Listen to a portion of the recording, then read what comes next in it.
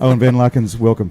Thanks very much. Now, tell me about yourself, because I don't know a hell of a lot about your music. I know pretty much your first, your middle, and your surname. Well, I've been playing fingerstyle guitar for about 10 years, and it wasn't actually until I left Australia and started doing a few gigs in Canada and the United States that I started getting some recognition in Australia. It's a bit of a tough market, but it's very rewarding if you can make your way into it. I hear a lot of people say that they look for niches. Is it something that, like, is it a track that other people have worn before you, or is it something that you're trying to find your own place in?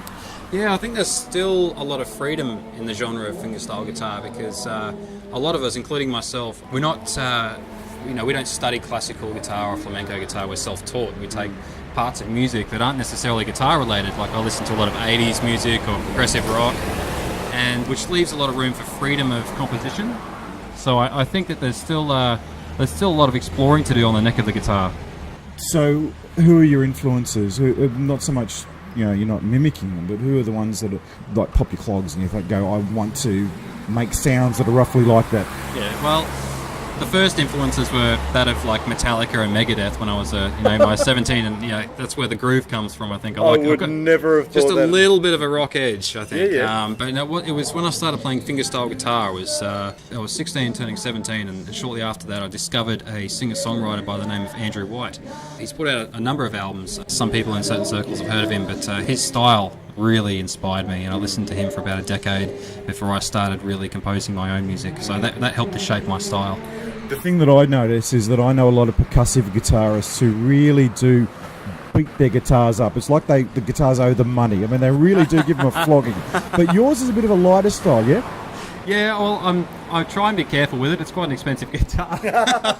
No, I actually got this guitar from the Montreal Guitar Show from a French guitar builder by the name of Gerard Chatelier. And so I have an endorsement there, which I'm really happy with. I play heavily, but I also respect the structure of the guitar. I don't want to go putting holes in it or anything like that. So it's mainly because I have the microphone inside the guitar, so I can get away with hitting it and filling the room with thuds and thumps. Now, speaking of filling the room, I don't know why, but for some reason crowd reactions are on my mind tonight.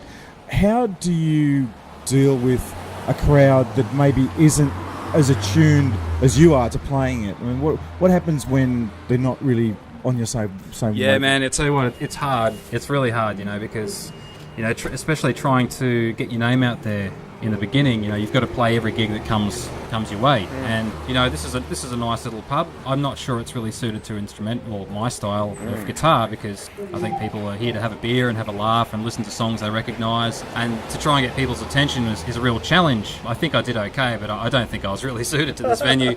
I prefer to play theatres. I'm better received in theatres and listening shows, house concerts and festivals, that sort of thing. House concerts, I've been saying for a long time, are the new black. Have you found like a real utility out of house concerts? Absolutely. It automatically reaches your target audience. You use a medium such as Facebook, YouTube, and all this social media is a great way of advertising to reach the people that really connect with your music. And then you can talk to them one-on-one through the internet and say, hey, how about we do a gig? And you're automatically reaching those small circles of people that might follow that niche that is progressive fingerstyle guitar. And then the beauty of that is you finish the gig and you just basically sit around and have a chat with the people. Absolutely, man. That's great. You get to talk to them one-on-one and you get the feedback, and if you're lucky, they give you a bit of food and put you up for the night, which really helps if you're travelling around. Absolutely. So if you're on the road, I mean, that all helps. But they're probably my favourite gigs. Close second would be like guitar festivals, because obviously everyone that's there is interested in the guitar. But it's hard to find those circles. Owen Van Larkins, we look forward to absolutely stalking you on social media and watching your star rise. Thanks.